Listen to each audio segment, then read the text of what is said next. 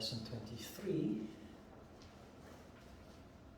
We're going to start at the beginning of the Hatha Yoga Pradipika, chapter 1, Sutra 1.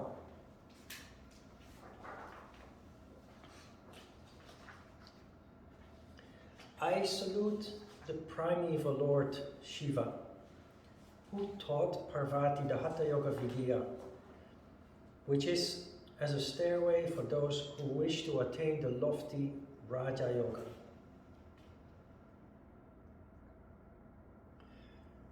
The book starts with an invocation.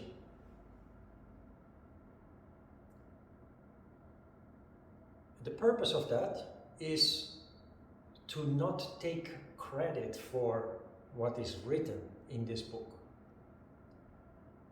These days, authors of books,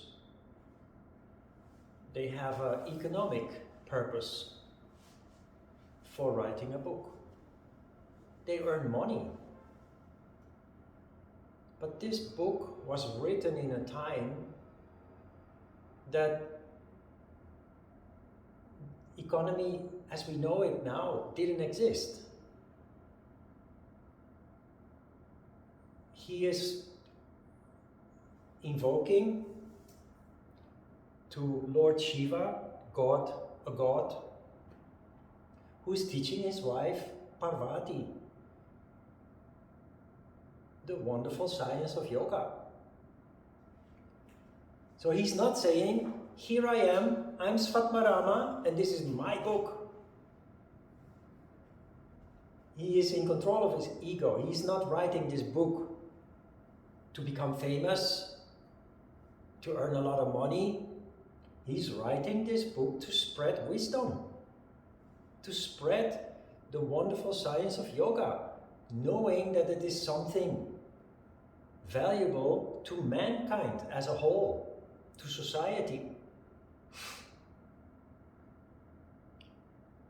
Tradition has it that Lord Shiva was teaching his wife Parvati yoga on a beach in what is now modern-day Sri Lanka. And while they were at it, their teaching was overheard by a fish. And this fish then, the name of the fish is Matchasana, which is Matcha, which is the name of one of the asanas.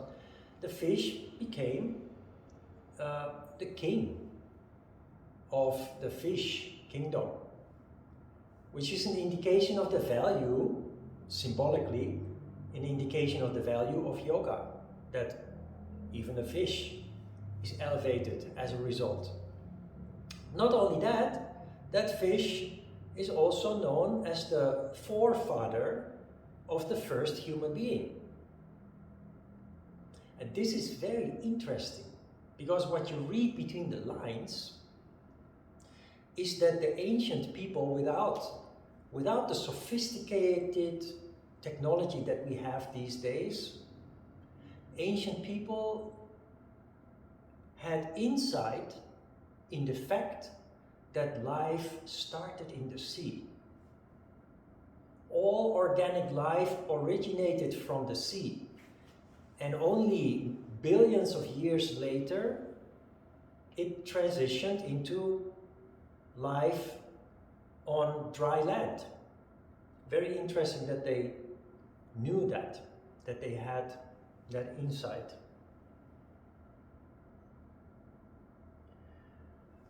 What Svatmarama is doing, basically, is with the invocation, is to allow himself, he invokes the support from divine source, which we know is, of course, the crown chakra. That is where inspiration originates. So people who don't understand this, you either react in awe because of the mystery surrounding the divinity and the gods and what have you, Or if you're an atheist, you're very skeptical and say, what a nonsense is all this? We approach it from somewhere in the middle because it all had a meaning, it all had a purpose. And it's much less mysterious or secretive than many people think. It's a little bit a story that precedes every culture. In Korea, you have the story of Tangun, who is the first human being. In God, you have Adam and Eve in the Bible. So all religions have a story that many people do not understand for what it is. But it is a story about the start of mankind, really, described in a symbolical way. He also clearly makes the distinction between Hatha Yoga and Raja Yoga. Hatha Yoga is a stairway for those who wish to attain the lofty Raja Yoga. Hatha Yoga is a tool, is a system with which you reach Raja Yoga. What was Raja Yoga again? It's not a form of yoga, basically, really. Raja Yoga is the condition in which the crown chakra is functioning. Now, if you divide the two, Hatha Yoga is a very practical system, very systematic, in which you are step by step led to the point that your crown chakra is functioning.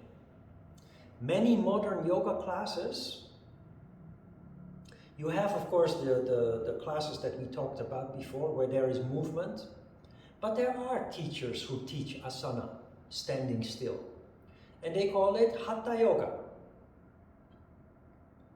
But this book is not only about standing still asana. That's only a very small part of chapter 1.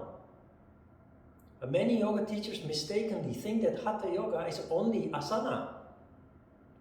But you have chapter 1, 2, 3, and 4. And it contains all 8 steps, all 8 limbs of yoga, up to the highest form of meditation called samadhi.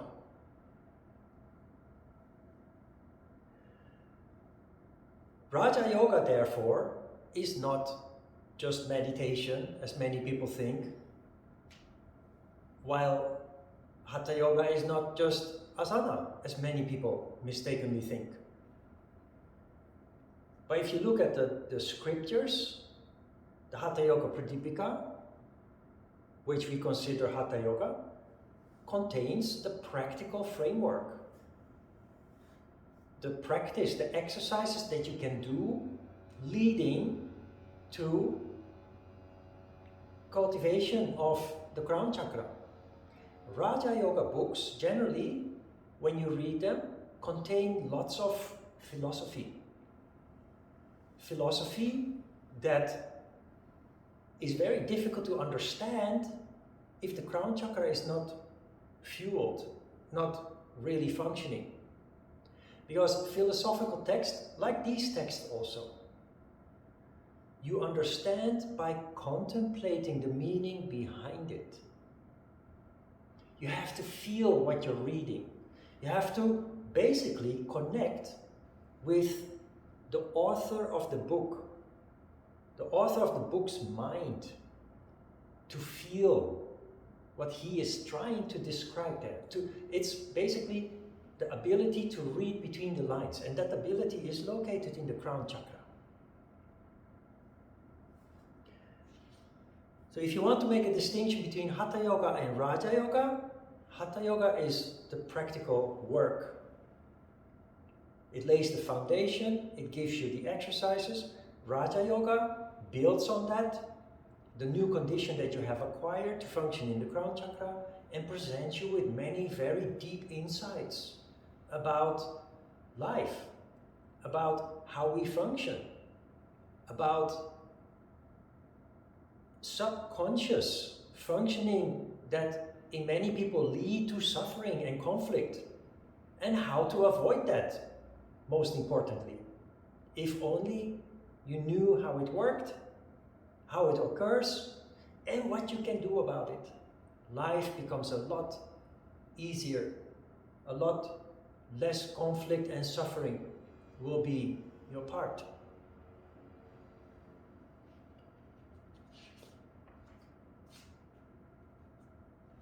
Sutra 2.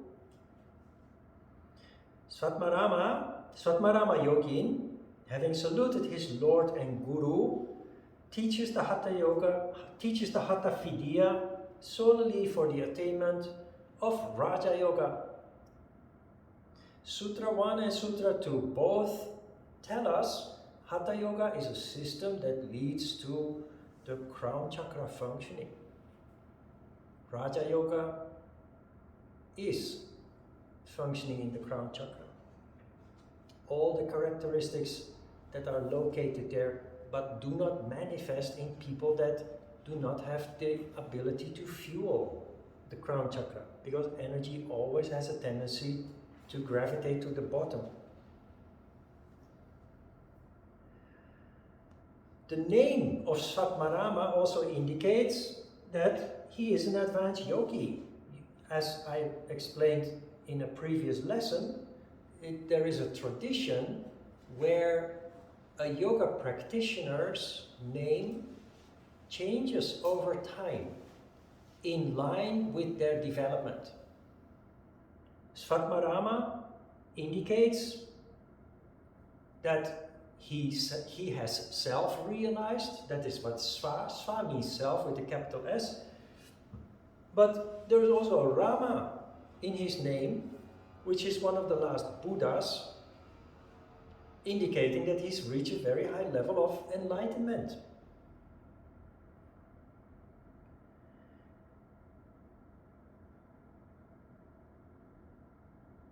Sutra 3.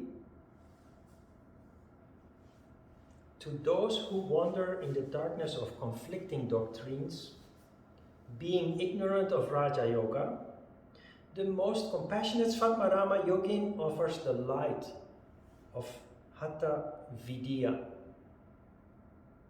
Vidya means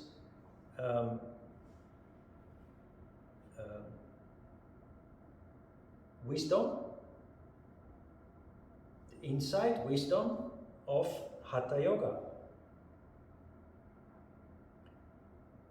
The most compassionate Svatmarama, selflessly, without profit, offers this book to mankind,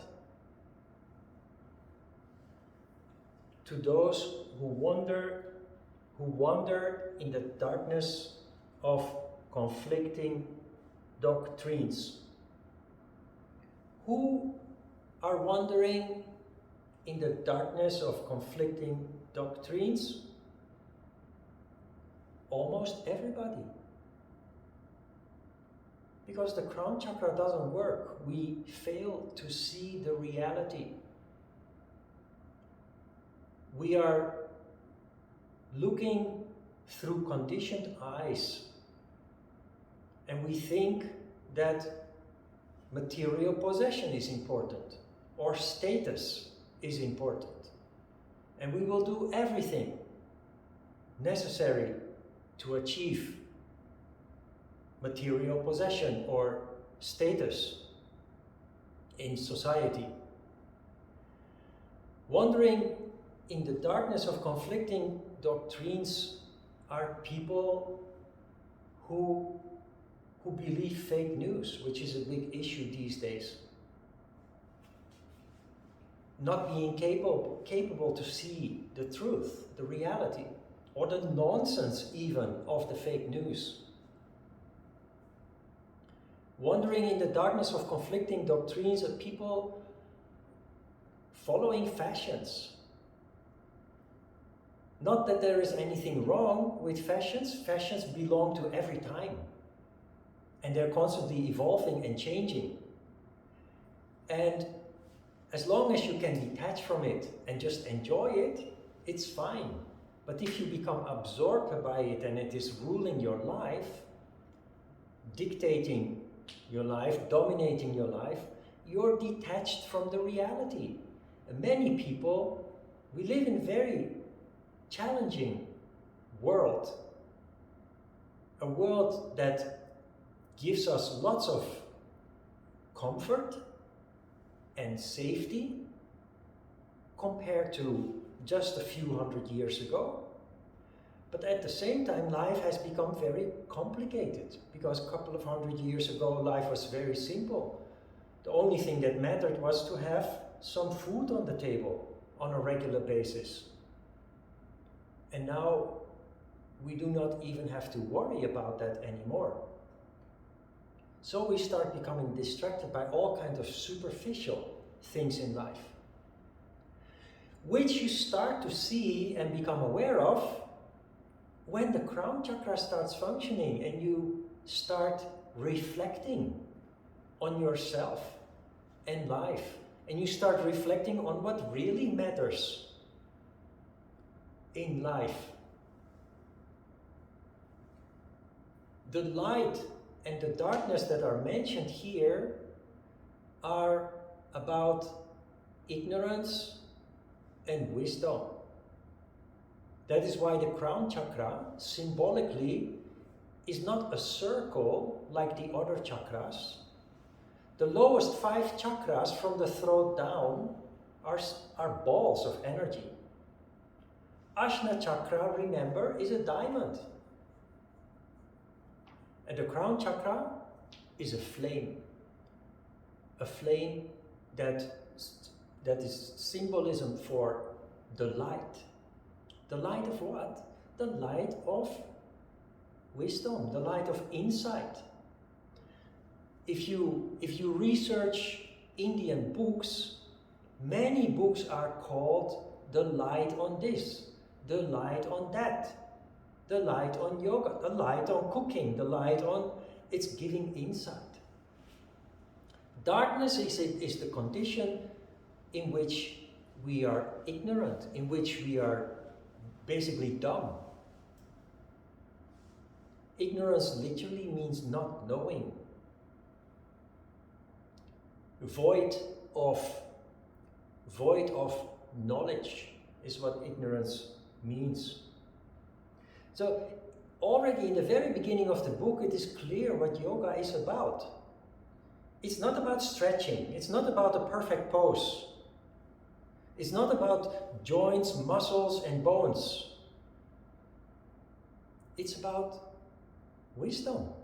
It's about allowing people to come out of the darkness of ignorance and lead them into the light of wisdom.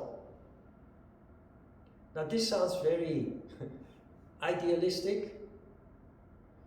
Please enjoy your asanas, your stretching and what have you.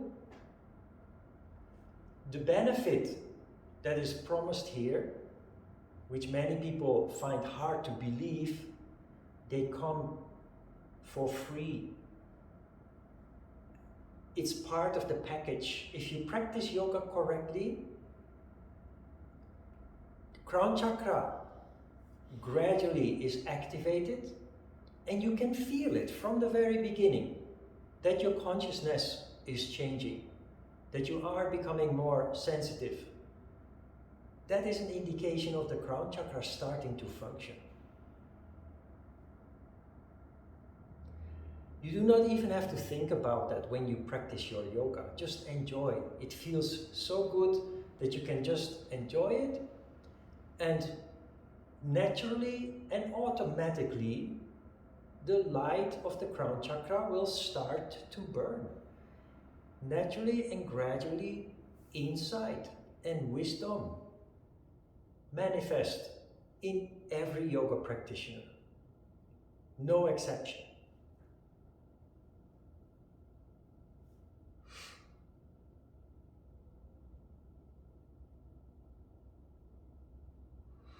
Sutra 4, Matchendra, Goraksha, and others knew well the Hatha Vidya. The yogis Svatmarama learned it by their favor. What Svatmarama is doing here is establishing his authority. Because if you get this book in front of you and you look at the author, you can say, who the heck is this? That he thinks he can tell me what yoga is about.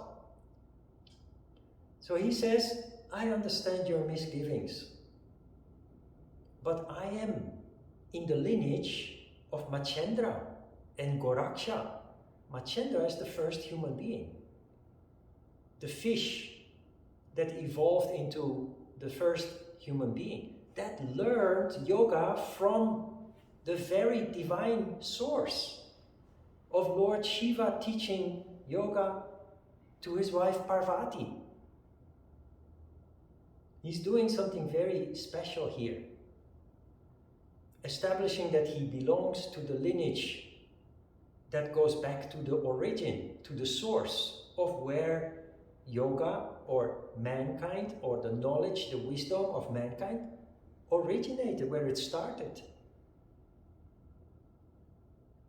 Goraksha, when you study about yoga, the Yoga Sutras of Patanjali, other books, Goraksha is also like Machendra in the very beginning of that lineage, and therefore the name Goraksha. There is an asana also called Gorakshasana, and there is an asana also called Machendrasana. So those names come back frequently. So again, also Yogi Svatmarama doesn't take credit, he gives credit to others. Instead of pounding himself on the chest and saying, look, what a wonderful book I have here for you, written by me, he says, no, it comes from somewhere else. It is from this divine origin, and it's backed up by those who came before me.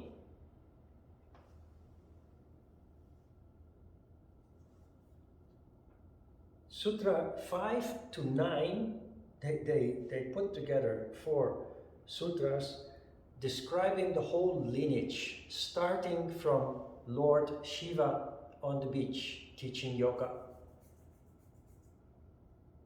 Shiva, Machendra, Shabara, Ananda Bhairava, Kaurangi, Meena, Goraksha, Virupaksha, Bileshaya, Mantana, Bhairava, Siddhi, Buddha, Kantari, Korantaka, Surananda, Siddhapada, Karpati, Kaneri, Pujyapada, Nityanata, Niranjana, Kapalin, Bindunata, Kakakandishvara, Allama, Prabhudeva, Godakolin, Tintini, Banuki, Naradeva, Kanda, Kapalika, and many other great Siddhas, having conquered time by the power of Hatha Yoga, move about the universe.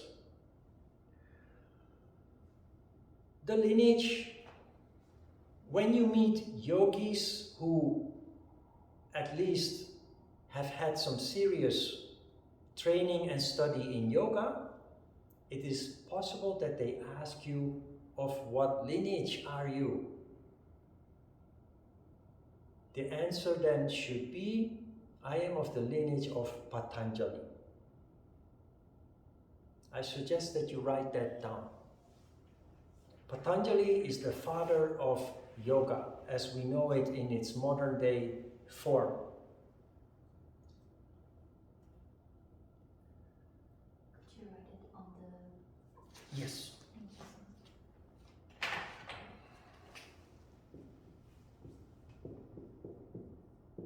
In the advanced course, the whole book of Patanjali is studied, including chapter 3 and 4 of the Hatha Yoga Pradipika.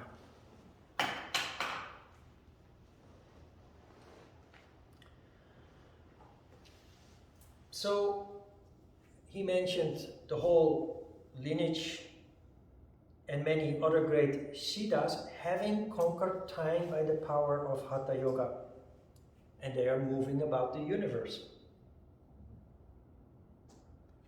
This is about spirit. When you are born in a time frame. When you grow up a little bit and you look at your mom and your dad, you feel different. And when you look at your grandfather and your grandmother, you again feel there is a difference. What is different is the way they are conditioned by the time frame in which they were born and grew up. Because society is constantly changing. I came to Korea 25 years ago. The last time I went back is 11 years ago. So I had been in Korea only for 14 years. And where I was born and grew up had changed enormously.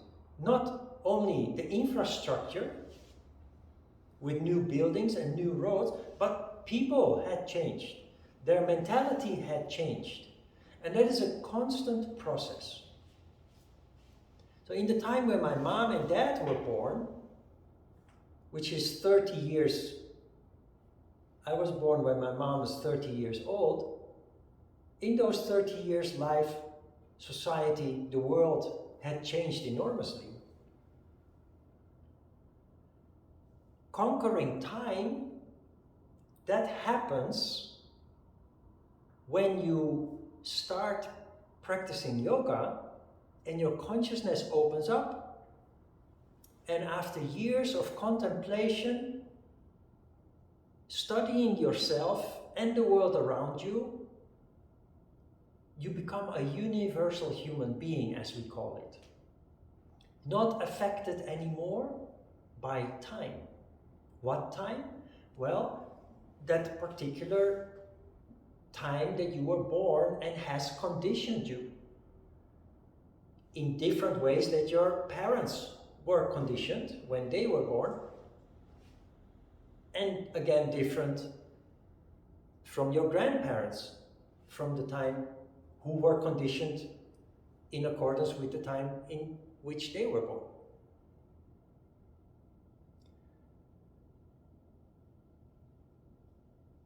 You become a universal human being, which means that you are less and less conditioned based on that time frame in which you were born. That also implicates that you are less distracted by superficial issues that everybody is basically occupied with. And that, of course, allows you to more and more engage with the essence of life, as opposed to being engaged with superficialities. There's now more energy available and more room to focus on the essence of life. The essence of yourself, self-study, therefore, occurs naturally, but also the essence of everything that concerns life in general. Also interesting is that those Siddhas, having conquered time by the power of Hatha Yoga, they move about the universe. Now, if you are a product of this time and you read something like moving about the universe, you may think about Star Wars or Star Trek, one of those very popular series about traveling through space. In Middle Eastern artworks, you can see drawings, illustrations of people sitting on a magic carpet, flying through space.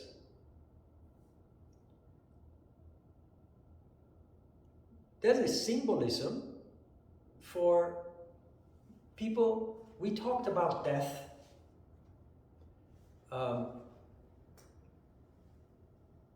And all religions talk about the spirit rising from the body after we die. The ascendance of the spirit rising up.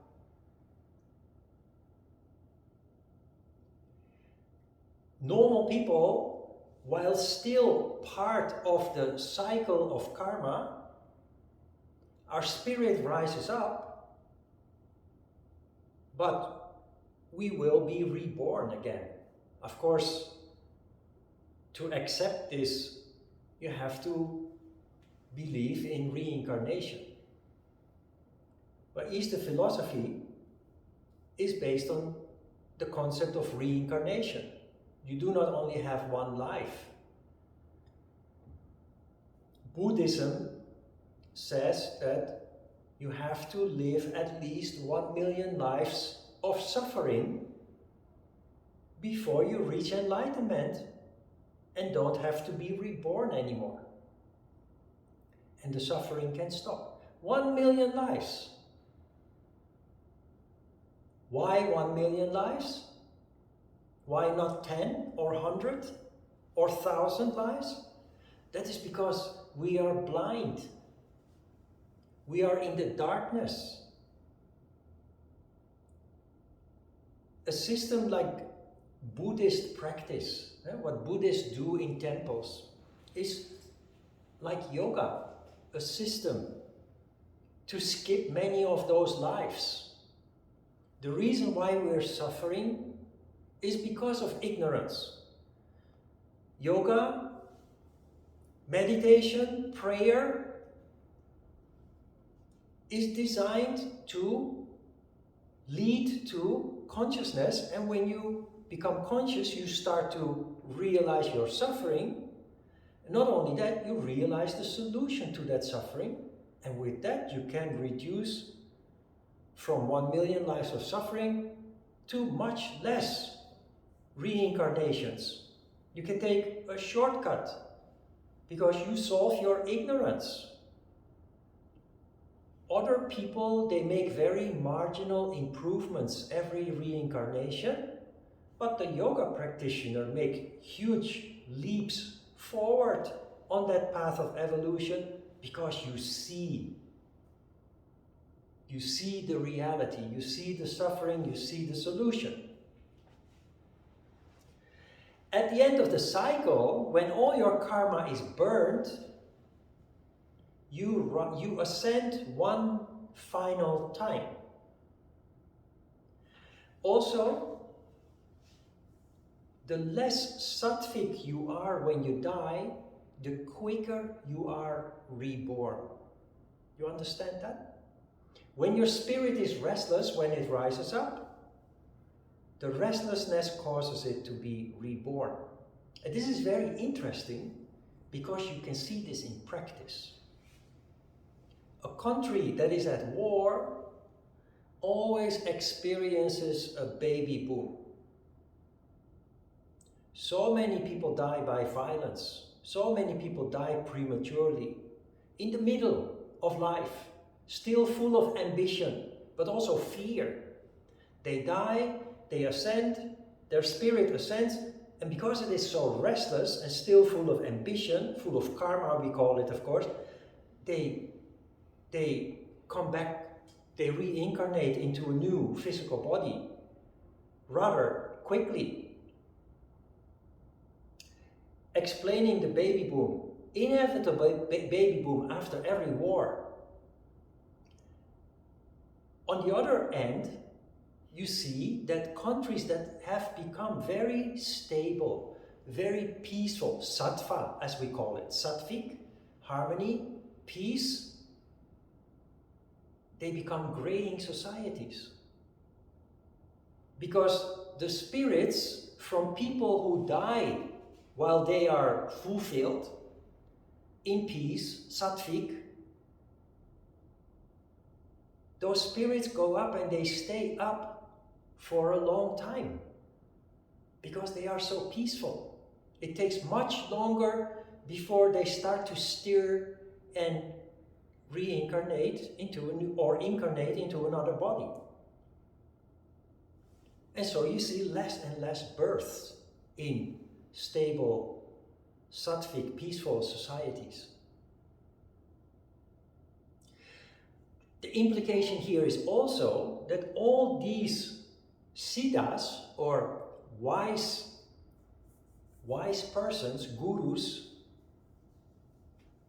they are up there, moving about the universe. What are they doing there?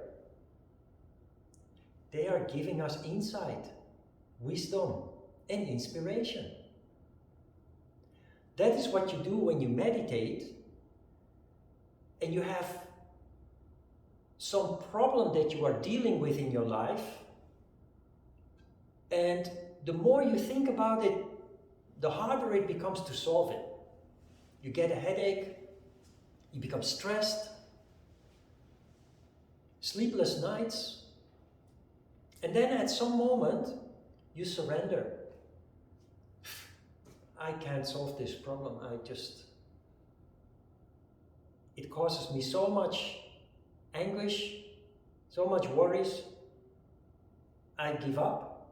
And the moment you give up, the moment you surrender, your energy starts to circulate. And in a conditioned yogi, when energy starts to circulate, the crown chakra is fueled again. And I'm pretty sure you have experienced this already.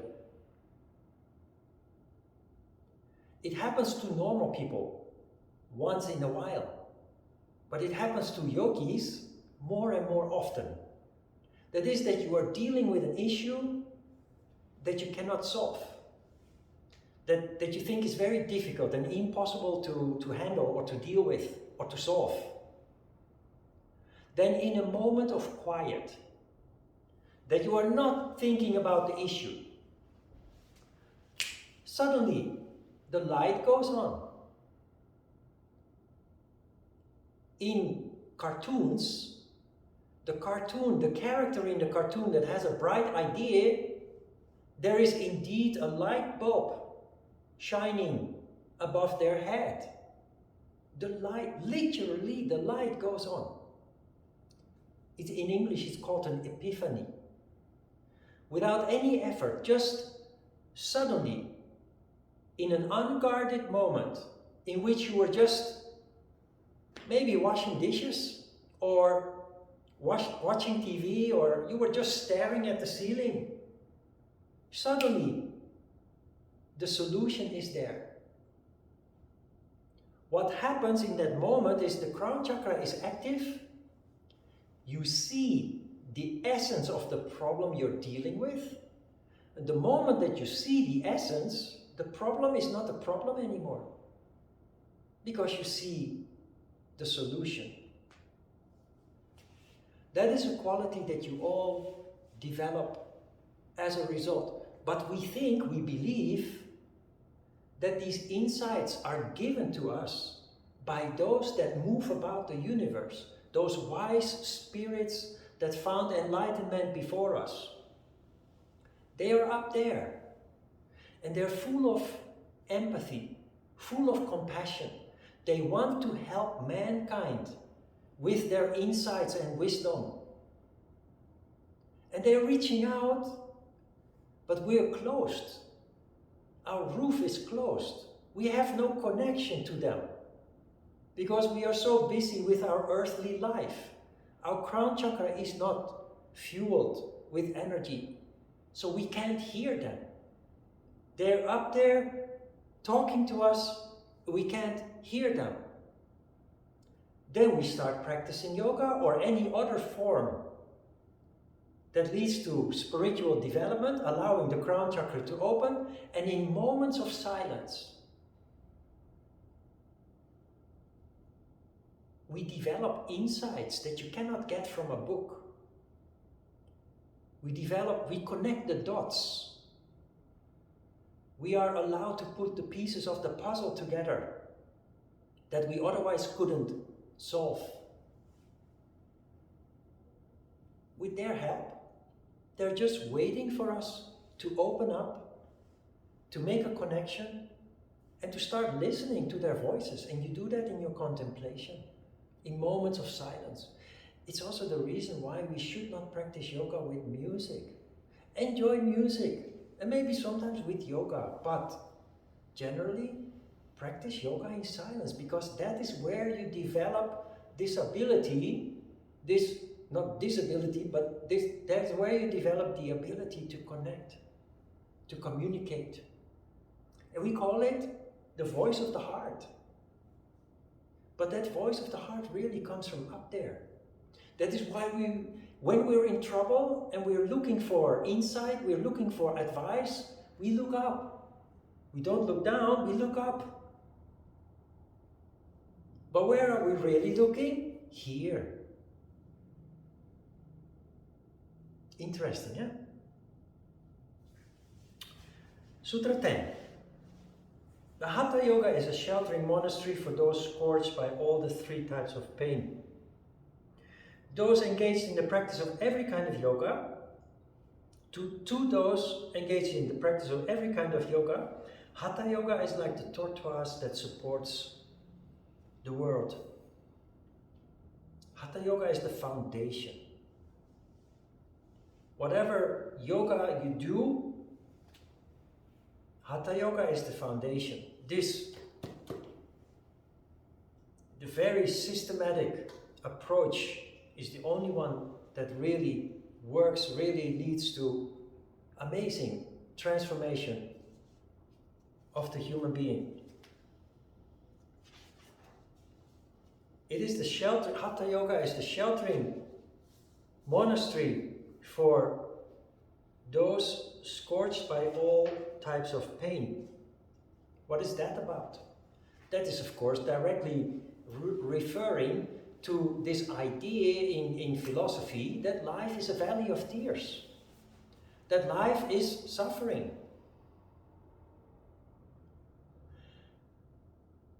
Many religious people, learning that life apparently is suffering, because that is what the holy books are writing about it, they think, oh my God, life is suffering. Well, okay, then I'll just have to suffer life. They approach it in a very fatalistic or nihilistic, negative way. And they go through life bent, thinking that they have to be punished by God or something, or have to suffer because of their sins. But this sutra makes it clear.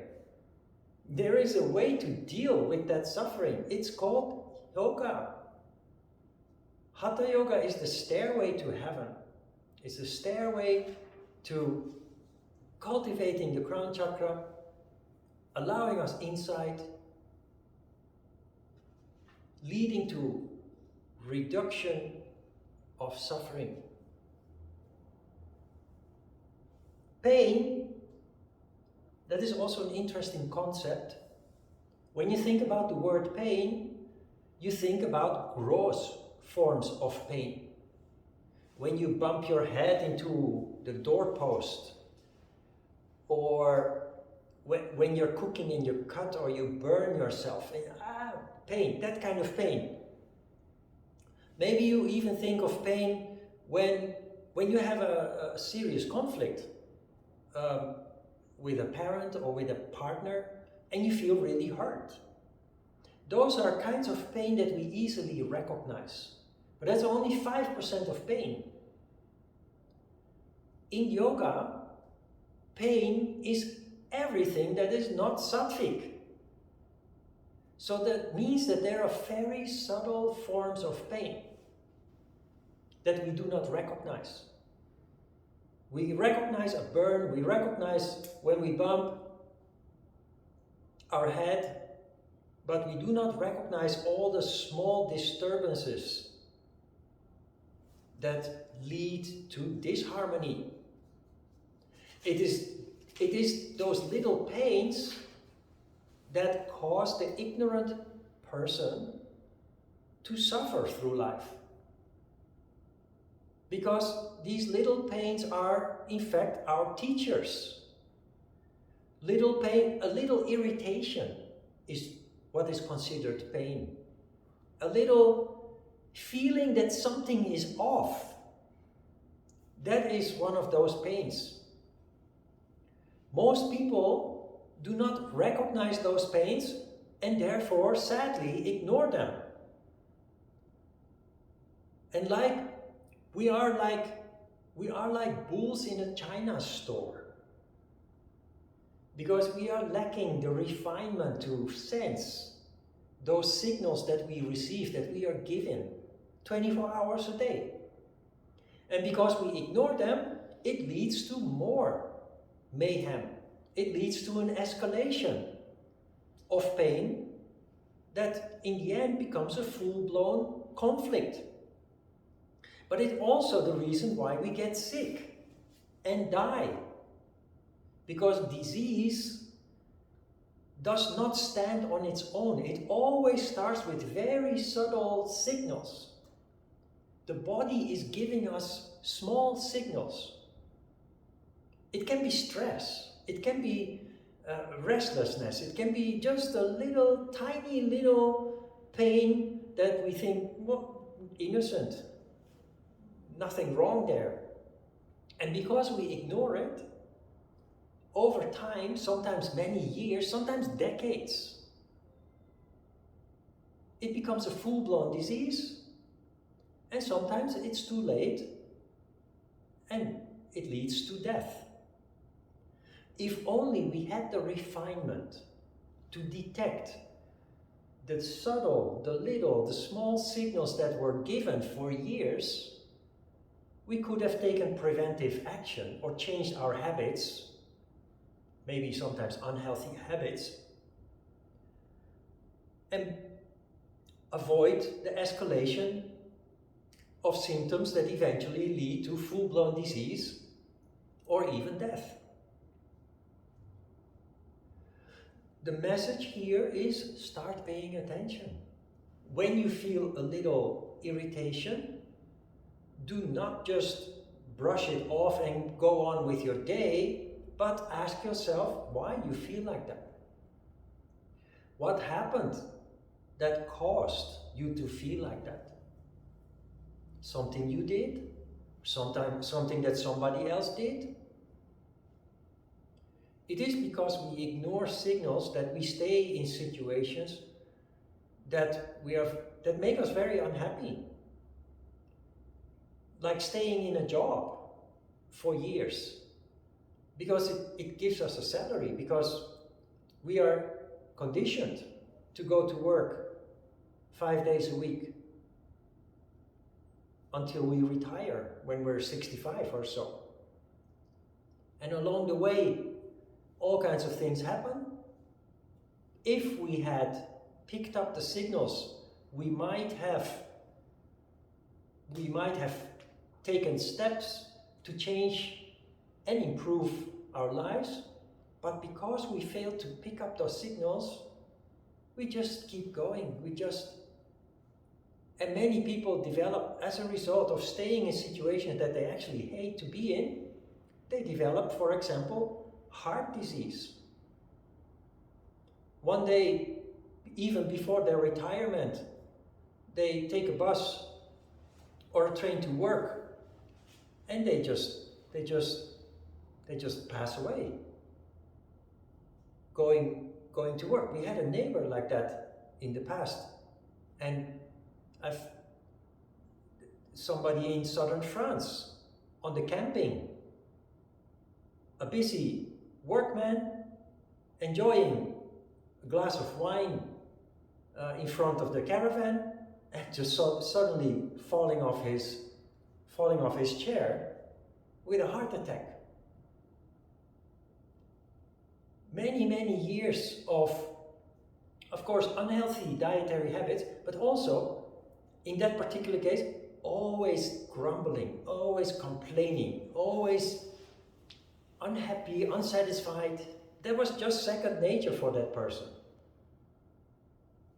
And he couldn't enjoy his retirement because before he reached that point, he had already passed away. If he had paid attention to the signals, he could have lived a whole lot longer and enjoyed his retirement.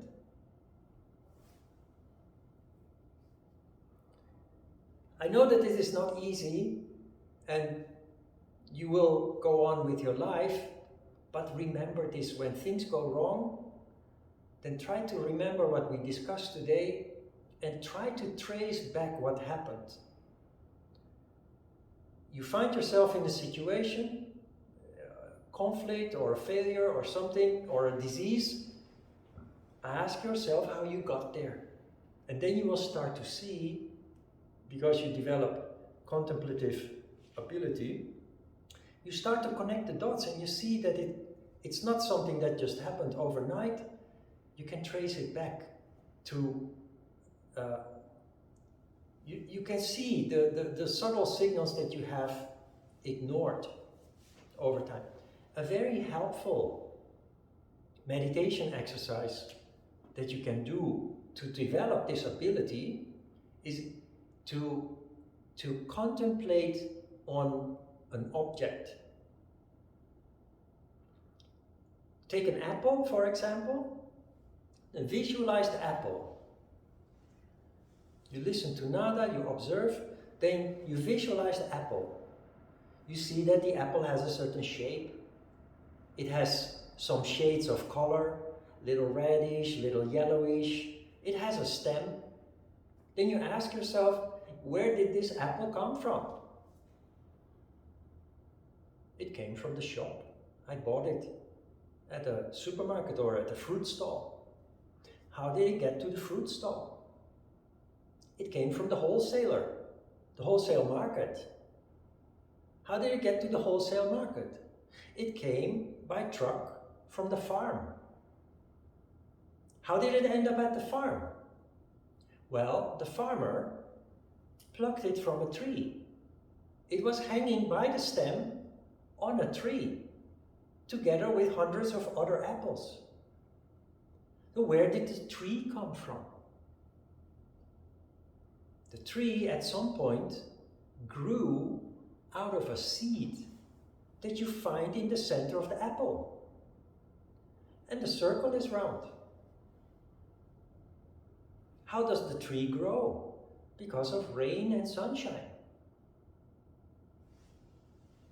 When you do a meditation exercise like that, you train yourself.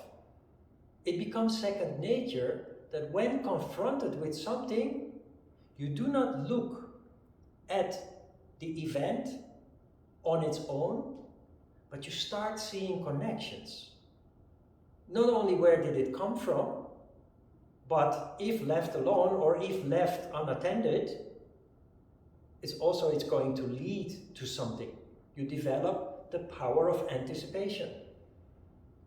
When you smoke and you start to cough, many people make jokes about, my father used to make jokes about that. Stupid, he died from lung cancer. If he had paid attention, he would have understood that if he would continue after he started coughing, that he would eventually develop a disease that would kill him. Instead, he ignored it because he couldn't see it or didn't want to see it. And he just kept smoking. He made jokes about it and he just kept smoking. You develop the ability to connect the dots. How did you get there? You also develop the ability to extend that into the future. Where will it take you? Where will it lead you? And it's incredibly valuable in life to have such an ability. Good, this was the last sutra for this session. After the break we will continue with Sutra 11 in the second session. Let's have a short break, then we'll start with asana.